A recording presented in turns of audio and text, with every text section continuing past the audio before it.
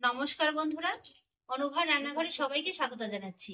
বন্ধুরা, আমার আজকের রেসিপি শীতের সেরা শিরার পিঠা, গুড়ের পোয়া পিঠা। খুবই সহজ উপায় তৈরি করে দেখাবো। একবার দেখলে কিন্তু যে কেউ খুব সহজে তৈরি করতে পারবে।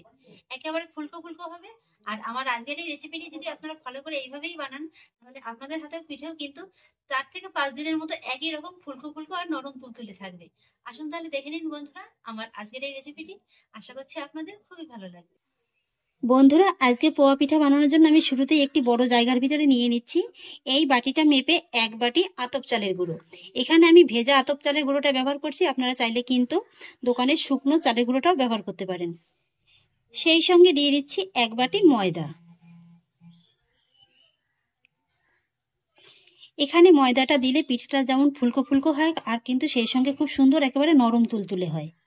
আর এবার আমি এর ভিতরে দিয়ে দিচ্ছি স্বাদ অনুযায়ী লবণ।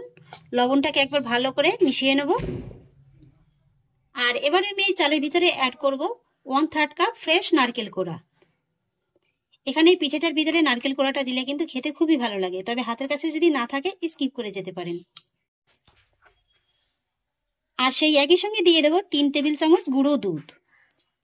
এখানে বন্ধুরা এই পিঠাটায় যদি গুঁড়ো দুধটা দেওয়া হয় না, খেতে কিন্তু দুর্দান্ত লাগে। এবার আমি নারকেল কোড়া আর গুঁড়ো দুধটাও ভালো করে একবার মিশিয়ে নেব। আর আমি এর ভিতরে এবার অ্যাড করব আমি যে বাটিটা মেপে চালের গুঁড়োটা নিয়েছিলাম সেই বাটিরই 1 বাটি খেজুরের গুড়। এখানে আমি খেজুরের গুড়টা আগেই জল দিয়ে একটু জাল করে নিয়েছি, তবে যখন এখানে অ্যাড করবেন তখন কিন্তু এই গুড়টাকে একটু ঠান্ডা করে নিতে হবে। এবার আমি হাতের সাহায্যে এই সমস্ত কিছুকে একবার ভালো করে মেখে নেব। এখানে চাইলে আপনারা হ্যান্ডেস দিয়েও মাখিয়ে নিতে পারেন, তবে এই পিঠার ব্যাটারটি যদি হাত দিয়ে মাখিয়ে নেওয়া হয় তাহলে কিন্তু রেজাল্টটা খুবই ভালো আসবে। আর এই ব্যাটারটি কিন্তু একটু শক্ত টাইপের হবে, খুব বেশি একেবারে শক্তও না, আবার একেবারে কিন্তু খুব বেশি পাতলাও না। প্রায় 5 মিনিটের মতো সময় নিয়ে আমি হাতের সাহায্যে এইভাবে ব্যাটারটিকে খুব ভালো করে মেখে নিয়েছি। আর এবার আমি এর ভিতরে অ্যাড করব অল্প অল্প করে নর্মাল তাপমাত্রায় থাকা জল। আবারও হাতের সাহায্যে মেখে নেব।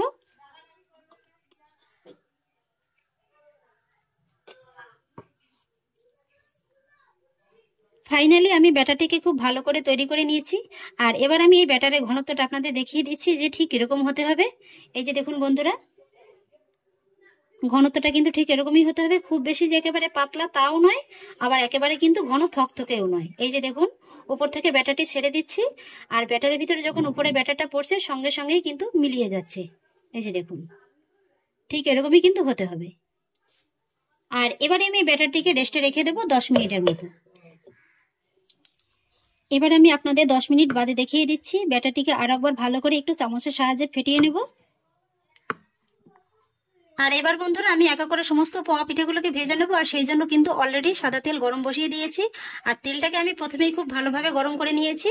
আর তেলটা ভালোভাবে গরম করার পরে কিন্তু গ্যাসের ফ্লেমটাকে লোয়ের থেকে একটু বাড়িয়ে নিয়েই পিঠেগুলোকে ভেজে নিতে হবে।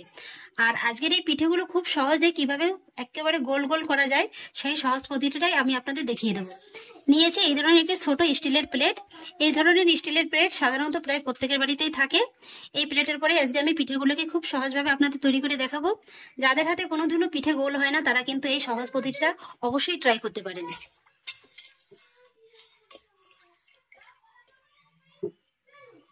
এবার আমি প্লেটের পরে 1 ডাব্বু হাতার মতো ব্যাটার দিয়ে দেবো।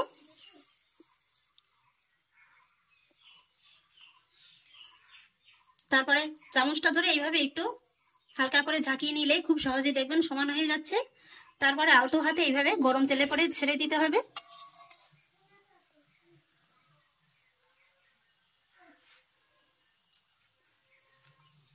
এইভাবে 2-1 মিনিট রাখার মধ্যেই দেখবেন পিঠেগুলো খুব সুন্দরভাবে ফুলে একেবারে তেলের উপরে ভেসে উঠেছে।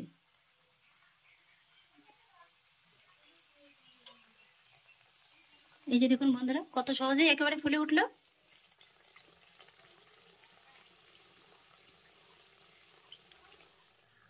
আমি ঠিক যেভাবে আপনাদের ছোট ছোট টিপসগুলো বলে দিলাম, এই একই রকম পদ্ধতি যদি আপনারাও ব্যবহার করেন তাহলে আপনাদের হাতেও কিন্তু এরকম সুন্দর গোল গোল ফুলকো ফুলকো গুড়ের পোয়া পিঠা তৈরি হয়ে যাবে।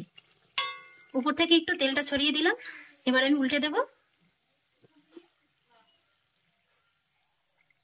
এই যে বন্ধুরা, আমার একটা পোয়া পিঠা ভাজা হয়ে গেছে। দেখতে দেখুন বন্ধুরা কতটা লোভনীয় লাগছে। আর একটা একটা পিঠা ভাজতে কিন্তু খুব বেশি সময় লাগে না, 3 থেকে 4 মিনিটের ভিতরেই কিন্তু ভাজা হয়ে যায়। তেলটাকে ভালোভাবে ঝরিয়ে নেব।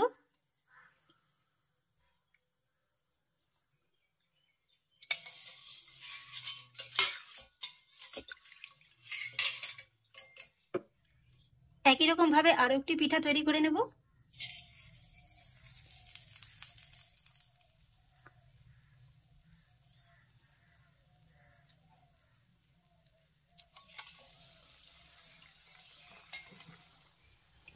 এই পিঠাটাও দেখুন বন্ধুরা কত সুন্দর একেবারে ভেসে উঠেছে।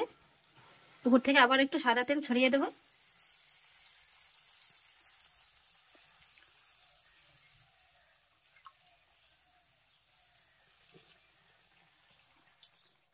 আমার আরো একটি পিঠা ভাজা হয়ে গেল, একই রকম ভাবে তুলে নেব।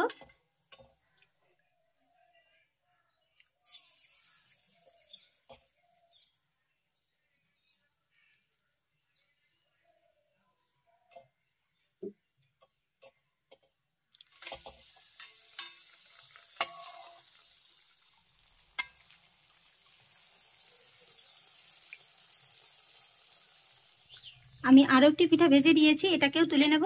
আর এইভাবেই আমি সমস্ত পিঠাগুলোকে ভেজে তারপর আপনাদের দেখিয়ে দিচ্ছি। এই যে বন্ধুরা, এক এক করে সবগুলো আমি গুড়ের পোয়া পিঠা ভেজে নিয়েছি। আর দেখতে দেখুন বন্ধুরা কতটা লোভনীয় লাগছে। কয়েকটি পোয়া পিঠা আমি একটি সার্ভিং প্লেটে সার্ভ করে নিয়েছি। এবার একটা পিঠা আমি আপনাদের একটু ভেঙে দেখিয়ে দিচ্ছি যে ভিতরটা ঠিক কেমন হয়েছে। এই যে দেখুন বন্ধুরা, কত সুন্দর, একবার নরম, উপরটা হালকা ক্রিস্পি আর ভিতরটা কিন্তু একেবারে তুলোর মতো নরম। এই যে দেখুন, ভিতরটা দেখুন একবার কত সুন্দর একেবারে জালিদার হয়েছে। তাহলে আশা করছি বন্ধুরা আমার আজকের এই গুড়ের পোয়া পিঠা রেসিপিটি আপনাদেরও খুব ভালো লেগেছে। যদি ভালো লেগে থাকে তাহলে আমাকে অবশ্যই একটা লাইক এবং কমেন্ট করবেন, সেই সঙ্গে বন্ধুদের সঙ্গে শেয়ার করবেন। আর প্লিজ বন্ধুরা, যদি আমার পরিবারের নতুন সদস্য হয়ে থাকেন তাহলে একটা সাবস্ক্রাইব করে পাশে থাকা বেল আইকনটি প্রেস করে দেবেন। ফিরে আসছি এরকমই পরের অন্য কোনো নতুন রেসিপি নিয়ে। সবাই ভালো থাকুন, সুস্থ থাকুন, ধন্যবাদ।